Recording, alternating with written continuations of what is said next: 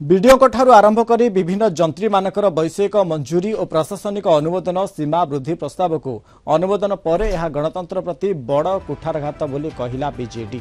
तेबे पंचायत राज व्यवस्थार सबु क्षमता अपहरण कराजिबा को उद्यम कर राज्य सरकार। यह फल जनप्रतिनिधि कार्य परिसर संकुचित हेबो बोली अभियोग करिछि बीजेडी।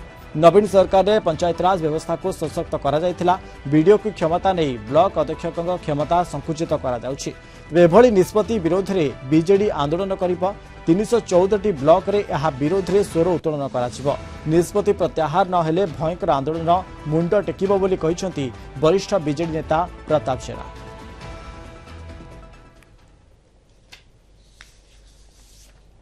त्रिस्तरीय पंचायत राज व्यवस्थार लक्ष्य थिला कि क्षमता में पंचायत को दबा, पंचायत समिति की दबा,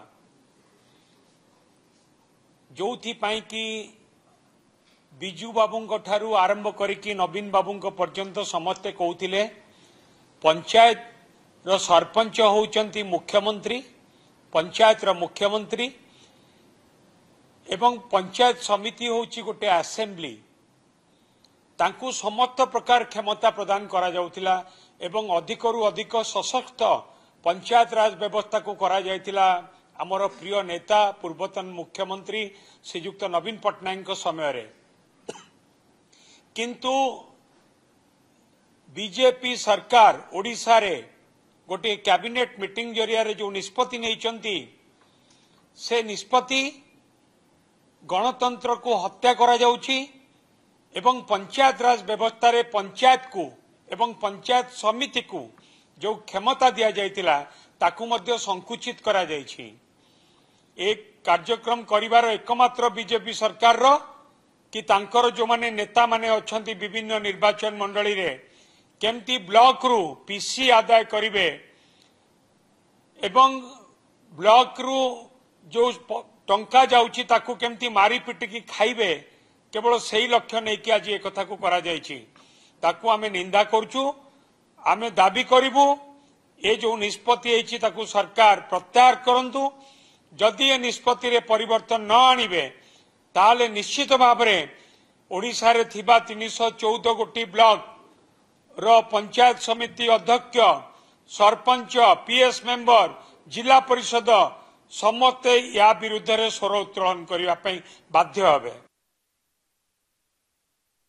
वर्तमान भारतीय जनता पार्टी सरकार ओडिशा रे समस्त क्षमता को अपहरण करिवार अपचेष्टा करिसंती एवं ताकू गतकाली कैबिनेट रे मध्य मंजूरी देइसंती। भारतीय जनता पार्टी बहु समय बहुत हल्ला करिसंती जे आमे पूरा राजनीतिक को समस्त क्षमता रखिबो। एबे से कौन कले निर्लज भली तांको निजुको सरकारी ऑफिसर पाखे समर्पित देले।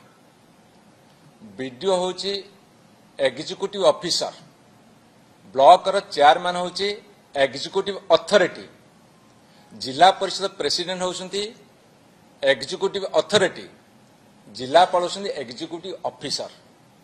अथॉरिटी और ऑफिसर भितरे जदि सरकारंकर सामान्यतम ज्ञान नाही ताठ भली बड़ दुर्भाग्य किछि नाही।